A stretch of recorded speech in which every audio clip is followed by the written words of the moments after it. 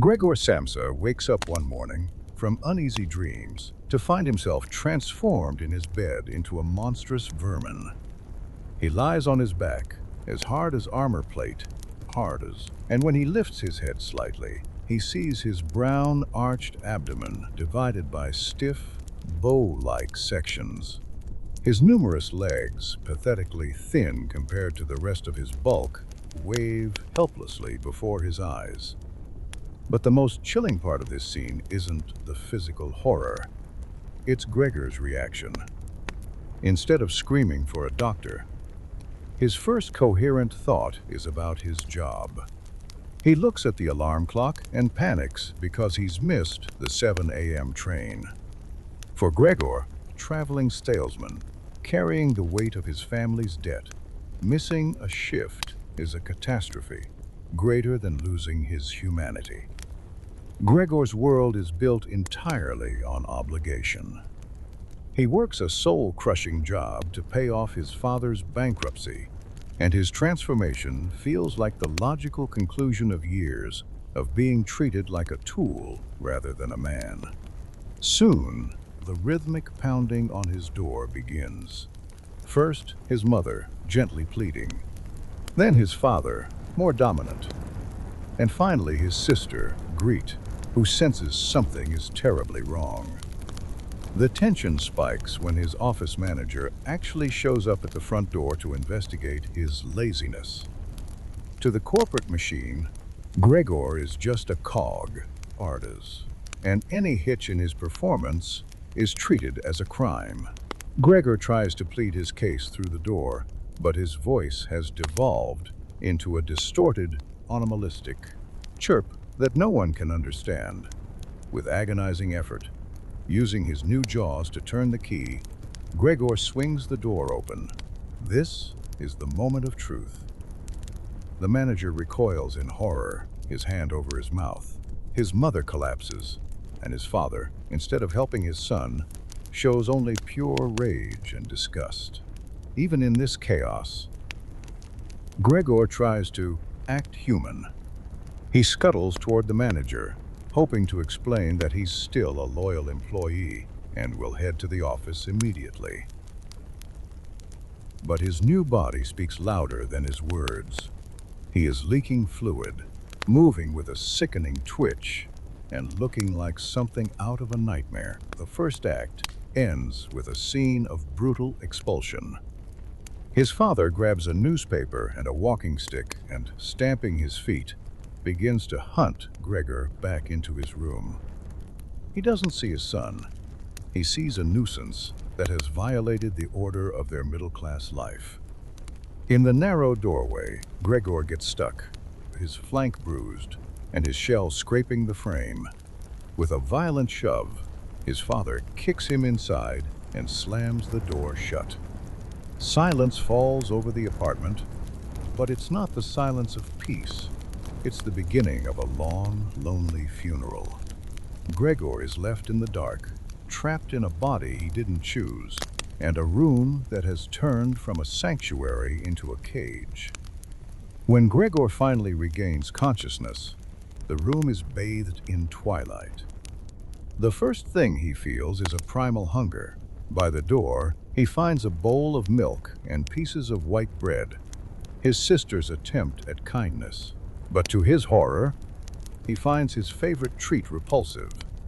His new palate craves rot, decayed vegetables, old bones, and moldy cheese. His sister, Greet, becomes his only link to the human world. She brings him food and cleans his room, though she can't bring herself to look at him.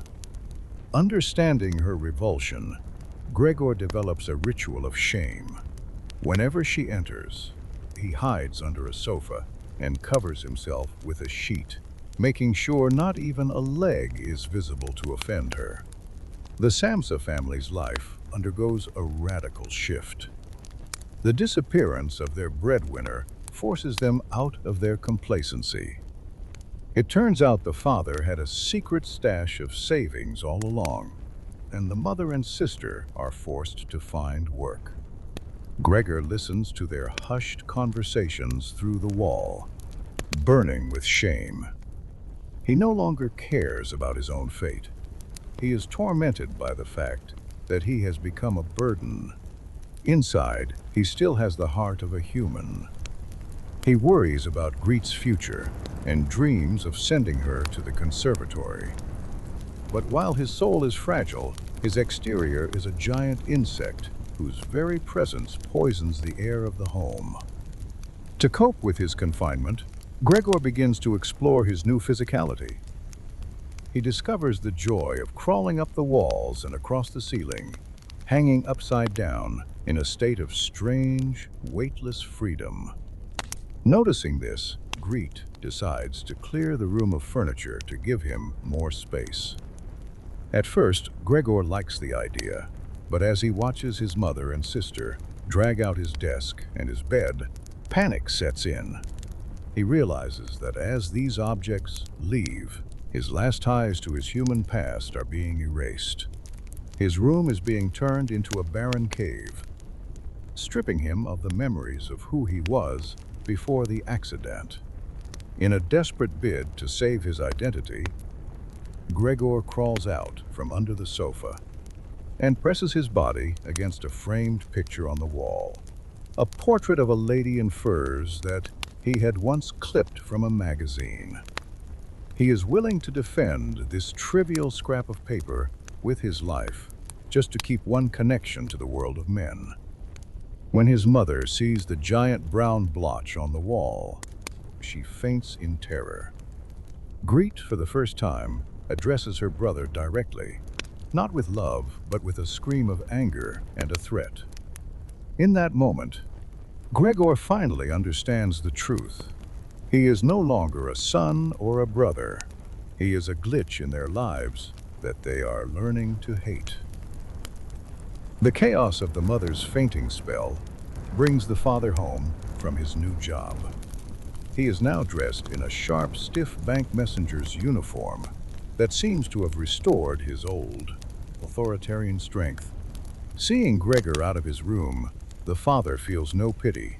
To him, this isn't his son. It's a rogue beast that has broken its leash.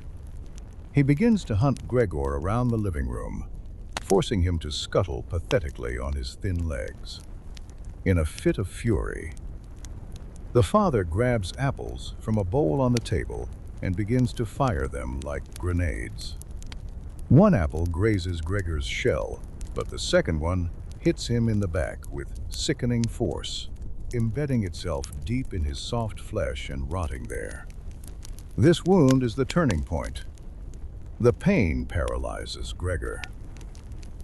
He manages to crawl back to his room as his mother begs the father to spare his life. The apple remains stuck in his back, causing a slow, festering infection that robs him of his mobility. He is now a permanent prisoner of the floor, his shell covered in dust and household lint. To survive financially, the Samsas take in 3 picky lodgers. These men demand perfect order, so all the family's trash, broken furniture, dirty boxes, and old junk is tossed into Gregor's room. Gregor lives among the refuse, becoming a living storage unit for things the world no longer wants. The family's attitude degrades from pity to a cold, simmering resentment. Greet, who once cared for him so tenderly, now barely glances at him, kicking his food into the room and leaving the floor covered in filth. She is exhausted. The entire house is thick with a heavy atmosphere of a long-delayed ending. Gregor stops eating almost entirely. His body dries up, becoming flat and gray. He spends his nights listening to the sounds of the real people through the door, sounds that now feel like signals from a distant, unreachable planet. He knows he has become their greatest source of shame. One evening, the door is left slightly ajar, and Gregor hears the sound of a violin. Greet is playing for the lodgers. The music pierces his wounded heart, reminding him that he is still capable of feeling beauty. Am I an animal if music touches me so? He wonders. Forgetting all caution, he crawls out into the light of the living room, filthy and terrifying, hoping to tell his sister how much he loves her playing. But his appearance causes a scandal. The lodgers, disgusted by the monster in the house, refuse to pay and threaten to sue. In the deafening silence that follows, Greet finally speaks the truth they've all been hiding. We must get rid of it. This isn't Gregor anymore. His sister's words are a more lethal blow than his father's apple. She no longer calls him by his name, only it, a thing that is destroying their lives. Gregor, shivering and broken, retreats to his room for the last time. His body is failing, his back is a map of pain, but his soul holds no bitterness. In fact, he looks back at his family with a love even deeper than before. He is convinced that for them to live, he must disappear. In the darkness, surrounded by dust and discarded junk, he grows still. His breath becomes a faint whisper, and as the sky begins to turn gray outside his window, Gregor takes his final breath. His head sinks to the floor, and the life leaves his hollowed, brittle frame. In the morning, the cleaning lady finds it, as she calls him, kicked the bucket. Her casual announcement triggers a strange reaction in the Samsa family. They cross themselves, and a look of profound, almost holy relief washes over their faces. After kicking out the lodgers and firing the cleaning lady who witnessed their shame, the father, mother, and Greet decide to do something they haven't done in months. They leave the house together. They board a tram filled with warm spring sunshine and head into the countryside. In that tram car, they feel reborn. They discuss their finances, which are actually quite good, and plan to move to a smaller, happier apartment where the ghost of Gregor won't haunt them. As they ride, the parents notice with surprise that Greet, despite everything, has blossomed into a beautiful, healthy young woman. She stretches her limbs, and that simple gesture of vitality serves as the final chord of the story. For the parents, it's a signal. It's time to find her a husband, time to start a new life where there is no room for deformity or sacrifice. Gregor's tragedy, the man who gave everything and died in filth, is treated as a bad phase that is finally over. The world is bright and cozy again, and the sun shines as if the armor plate and the rotting apple never existed. Kafka leaves us with a haunting truth. Gregor Samsa didn't just transform into a bug, he was unpersoned by his own family. As soon as he stopped being an asset and started being a burden, he lost his right to be loved.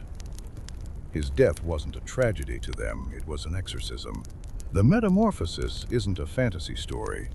It's a cold, hard look at human ego, showing us that unconditional love often has a very clear expiration date, the moment you become inconvenient.